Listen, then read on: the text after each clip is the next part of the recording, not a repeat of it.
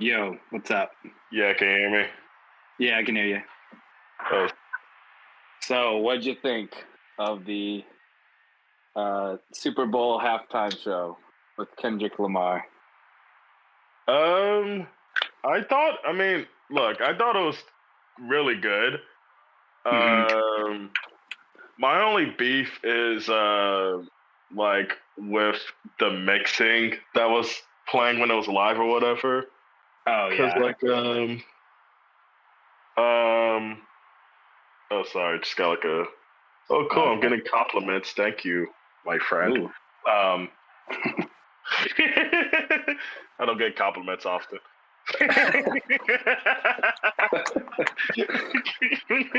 All right, but no, but like I liked it. I thought it was like when when Kendrick Lamar announces he has a halftime show, I would love for it to, have money trees, black hippie, Hmm. think about me, DNA, live, the second verse, the beat switch with the Rick James, But Basically, like a shortened version of the Pop Out the this past what? summer, like the Pop Out show, Yeah, and yeah. It's yeah, like the pop out was so sick, and like yeah, it was like to me, like, 'cause I mean, I've been a fan of Kendrick. Like, I've been listening to Kendrick since 2009. Like, to out myself as like a old person, but like, which I mean, I was a child when these mixtapes were out. But either way, not to save myself too much, but like, I been a fan of Kendrick for so long, where of the blog era compared to like like Drake, J. Cole, even like great rappers like Currency and Freddie Gibbs, Kendrick was always like seeming like he was a step ahead. And I mm, never would expect him to like, not only become a platinum selling rapper, but be a rapper so damn big to be the first rapper to ever have a halftime show.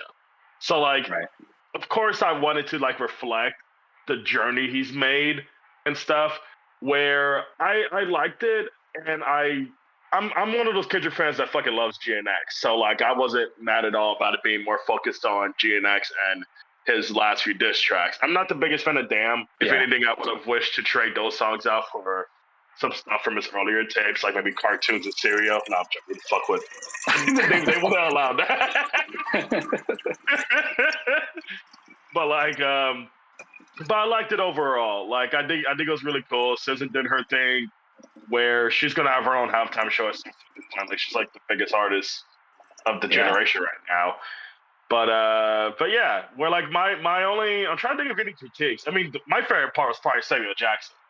Samuel, like, that's like next to Denzel, probably my favorite working American. Like, dude is so fire always. In any bad movie you throw him in, he's gonna kill it. And what's funny is like the reference. Like, I don't know if you knew that the Uncle Sam thing is kind of a reference to his character in this terrible film that Spike Lee made called Chirac, where I wasn't Mm, really ready to be like, oh, they're doing the thing from that movie, um, but as usual, it's just Samuel Jackson killing it. And like, I love the like intermissions he has in between songs being the guiding force of it all. Because the great thing about Kendrick is that he's such a conceptual artist, from like his music videos to his albums to the literal songs. Where like, yeah. I want to put these walls on a playlist for Alona, but it begins with fucking Anna Wise moaning. So, and then also ends with him crying in the hotel lobby. So like, he's conceptual to a point where it's like sort of destructive, but also forcing his art to be like its own condensed thing. But like, I love that he brought that approach to the halftime show with Samuel Jackson there, where that was really awesome. Where I'm trying to think of like any literal critiques outside of, not a big fan of Damn. The mix thing, it was whatever, but not expecting uh, whoever mixes that halftime show to be able to figure out rap performances. I guess if Right. I wanted to be a stickler, I could be like, oh, I wish they did live instrumentation instead of playing the beat. But like Kendrick literally is rapping every single line. I think that's more impressive than getting Right. Questlove and Terrence Martin and whoever fucking else you get to like make a cool live band of it all. Yeah. Uh, which I even saw that he supposedly ran more yards in that field than any member of the Chiefs did that night. So Yeah, I um, saw that too. Yeah. yeah, but no, but like that's my general impression. I have more so we can get into, but I've been blabbing enough. For what did you think? I'm kind of in the same boat but like, it was definitely cool in a lot of ways. though, like my expectations might have gotten in the way, because really the only thing you can compare it to is other Kendrick performances, like specifically like the big showcases of like his Grammys performances and stuff like that. Like, Yeah, and him which, on Colbert, like those ones are yeah, amazing. there's like there's like a ton of examples of like just stuff that maybe got me going a little bit more. Like, this is what I'll die for. Like, this is why he is what he is. This is why he's going on tour with SZA and charging a lot of money for that. You know, like I don't know. I've seen some things about the upcoming tour being expensive, which again, it's not surprising for an artist of that size. That, you know, like Beyonce is going through the same thing. And yeah, I don't know. Like, it felt like, you know, my only critique would probably be that it felt like a promotion for that, because of, you know, the only guest being SZA, and it's a lot of the new album. And again, I love the album. Yeah. I actually, the day before, I was like, this is normally a stupid thing to do, but I played while I was cleaning my house the This Is Kendrick Lamar playlist on Spotify, just to get all those hits re-familiar. And like, again, it's like his songs sound so good. They're like, Yeah. like I think I've mentioned it before, but Luther is just like, it's a classic already. Oh, it's an immediate classic. So And there's not to cut you off, but like there's like a lot of, you know, nerds online who love being the person's like, oh, this is the perfect album. Well, I have some notes about the mixing. You can't do that with Kendrick. Like, mhm.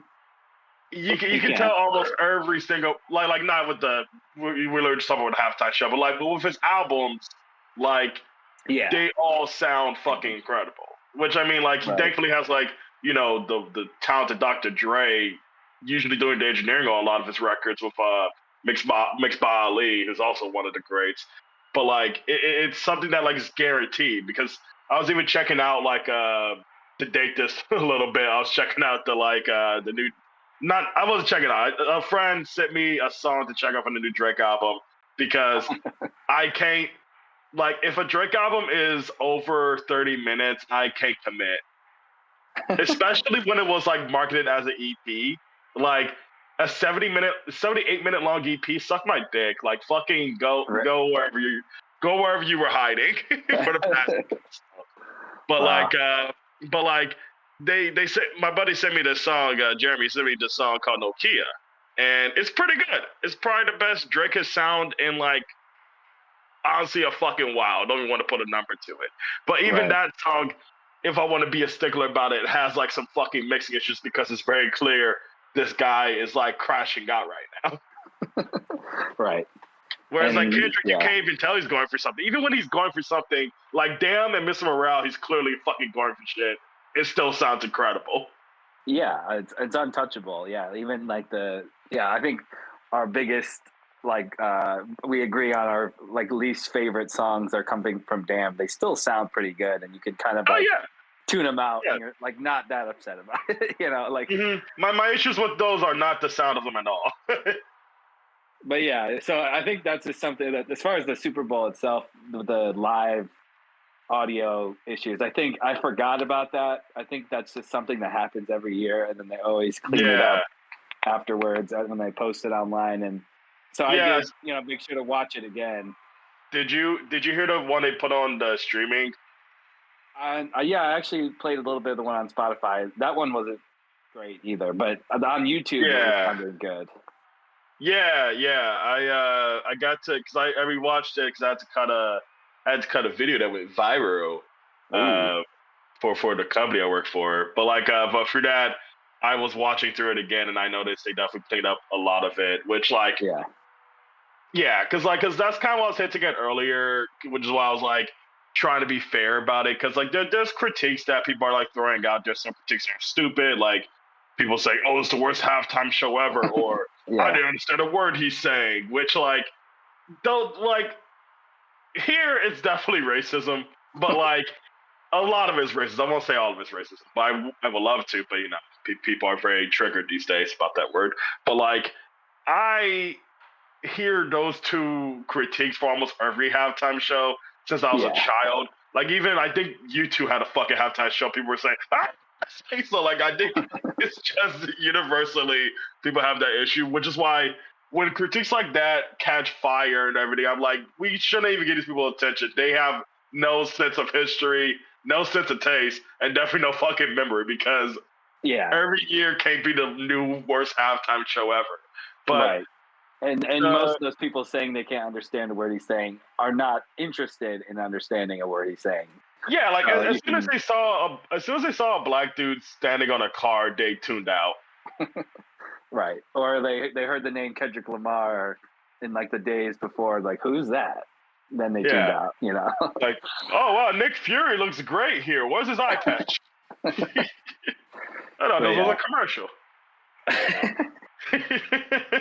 I was so excited that he did Peekaboo and that he even did Son of AZ Cheeks verse.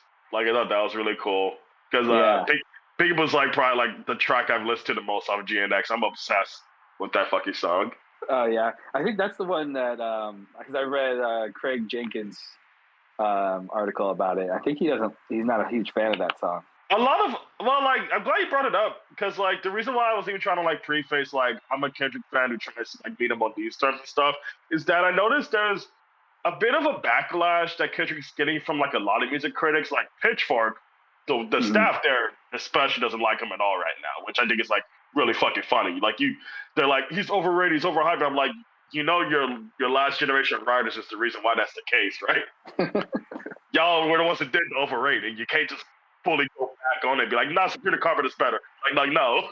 Yeah, they're the guy in the hot dog costume to reference the overused, oversighted meme from I Think You Should Leave.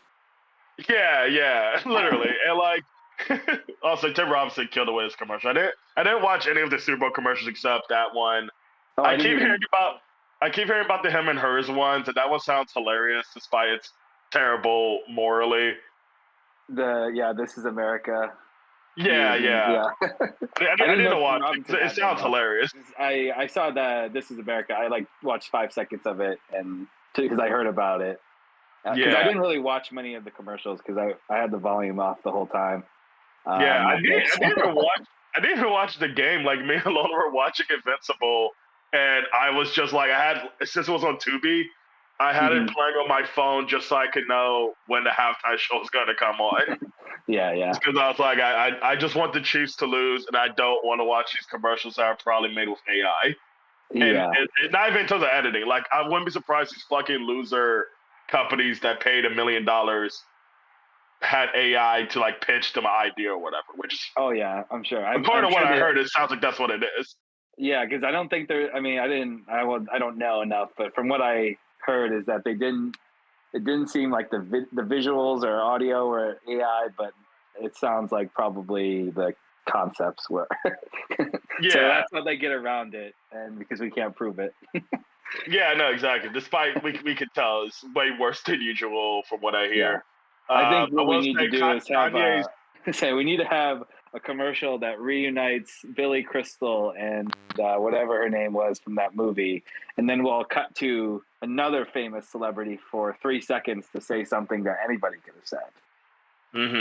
That was the one I saw was the mayonnaise commercial that was when Harry met Sally, and then for some reason Sydney Sweeney was in it because you have to have like, oh yeah, I know her, I know them, I know that person. Yeah. But I'm not gonna say the word like, but Kanye's commercial cracked me up, and people are probably already like saying like, how'd you find the him and hers commercial? The idea was funny. You can tell because I found the Kanye one funny because I think I sent it to you the other day. Like I think it's hilarious. He wasted another who knows how much this fucking costs to put a selfie video that plays in a bunch of major cities. And then people are like, oh, is that Kanye? I don't even know what he just said just now, but I guess I'll go to his website. Literally just, like, there's only one thing for sale. It's not an album. It's not a song. It's not even his shoes. It's a white T-shirt with a swastika. It's so stupid. Like, what the fuck are we doing? I know. Well, like, why does that perfectly represent everything right now? Yeah, like there's nothing is going good and you can't stop it. And this is what you get. You have to look. Yeah. You have to Oh look man. at ads for Hitler on X, the everything site. Yeah, no, the everything side. But yeah, but to take it back to Kendrick, I thought it was a really good halftime show. It was like, I had to accept it was never going to be the greatest thing ever, Yeah, because yeah, halftime shows rarely are. Like Prince is right. literally the only one that I would say is like a fucking miracle of it all, because I have takes on all of the ones I've seen. I haven't seen all of them, of course, that's fucking insane. But like I have takes where like I can tell that like this formula alone isn't perfect. Like if we really Yeah, want to fix yeah, the halftime show, we'll need to go to the fucking root of it, to be honest. yeah. And I think it's like not even an insult to say that like I the halftime show is something that Kendrick shouldn't be good at, or like is never going to be like the best at, like you said, because I don't know, like I think his songs deserve more than the like quick like I don't know, minute long snippets of, and then go to Snippet. the next one. Yeah, Yeah. and again, like I think everything surrounding the GNX album and again just the visuals and stuff like that, it's all good. It's just like maybe like I'm just comparing it to well, it's not even like I saw it posted on Twitter, but I tried looking for it online, but I think it was the Grammy performance he did around the time of To Pimp a Butterfly, where he came out and there was like the jail cells and he was in chains, and then he like switched from that to All Right.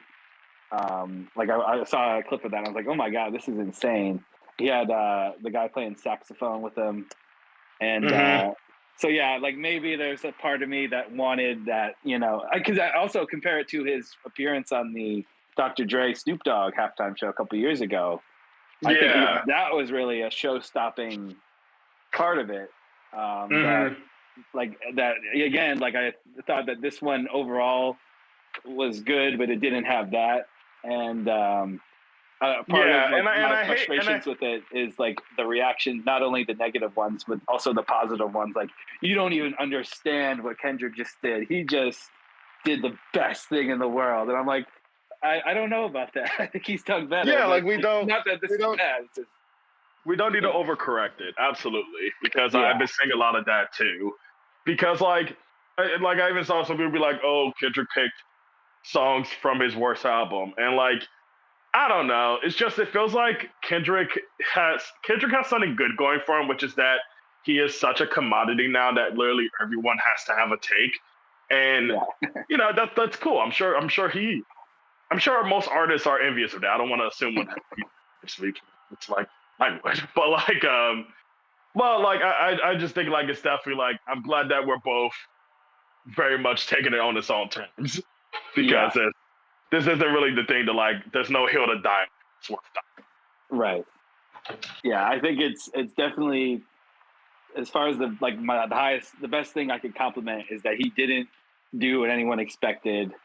Like doing so many new songs is definitely cool, and it's always that like when you're a fan of an artist, you want to be the one that's like, oh, I know all these songs, dying. where everyone else doesn't. And then what was the other thing? Just the meme that came out of it, like the face he made when he said, "Hey Drake." I mean, come on, like you can't. I was giddy at that part. I have to admit, Oh yeah, like I mean like even that's if I the real think, showstopper. Regardless of how, because some people like to say like we're tired of not like us. Can we move on already? So why do you want this to end?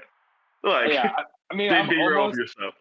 to that point. Like, I don't want this to be viewed like we view This Is America, you know, Hmm. and I don't think it will be like Oh yeah, no, not at all. part It's of like because of just well, the nature of the not like us song. as an actual song where it's just Yeah, America and Donald Glover fucking around. right. But yeah, at the same time, like I think this was his cap on it. You know, like at the end, he had the game over. I'm hoping that. I mean, like, I'm not that I'm saying he needs to retire this song or whatever, but as far as like on the national stage, like I think this is the end of it, and that face he made it all worth it. You know, because it was just absolutely. Where I'm definitely with you on there. Where I hope it's like the last time we really need to even think about this beef. Because from what I heard about the new Drake album, he's already kind of over it. Where he said like, "I don't want no rap beef, man. I'm trying to get with some bitches." I'm like, that's so funny. That's so funny. How he? I think it was this week. I think this week has felt really long, but there was a video of him, Drake, at a show, trying to go out into the crowd. And he would like preface it, be like, okay, like you guys got to be chill. You got to just let it happen, you know, like be in the moment. Don't be crazy. And he did it. He went into the crowd. And then after he was like, well, I'm never doing that again. I didn't see this actually. That sounds fucking hilarious. And my dream has always been to perform right there in the middle of all of you, right there. I want Perk to be the first. Hold on, wait. Everybody be easy. Everybody be easy. Hey, it's okay. It's okay. It's okay. We're never doing that again. Make sure she's good. Yeah, like I saw like the original clip, and then I just ended up seeing one later. I was like, oh, I was thinking to myself, oh, I wonder what happened with that. And the next clip I saw was Drake saying, well, we're never doing that again. That was the one where he came out in the shirt with the bullet holes on it. Did you see that? Oh yeah, when he was wearing a hoodie. Yeah. I think this was from the same show where he did the crowd thing and he had the bullet holes. Yeah. Also, to explain why I'm kind of let me get back in my apartment actually. Okay. Yeah, I just started walking somewhere because I needed to do an errand that if I say right now out loud, it's going to sound insane. Oh, no, you're good. Oh, yeah, I don't know, I hope the beef's done because it's definitely, it's getting old, but I just feel like people who are taking the whole, like, I hate Kendrick now because of it, it's just kind of corny. Yeah.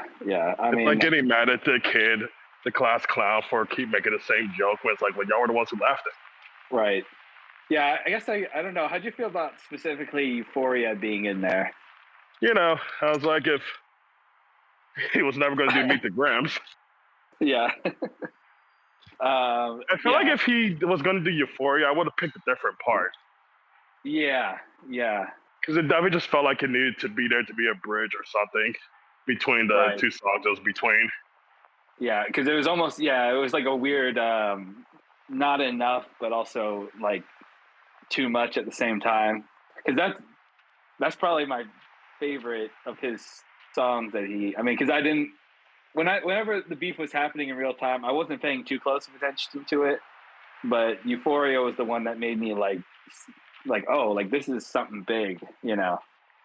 And then of course, Not Like Us blew that out of the water just by being the song of the year, but yeah. I mean, I always thought Euphoria, I mean, I think Euphoria is great, just to say that, but like, I don't know if it needed to be in the set list. Yeah. So, all right, I'll leave you to it, and happy Valentine's Day. I hope you get some cards and some candy. Yeah, those are the last things I need to get. I hope you have a good one as well, buddy. All right. All right, peace. Bye.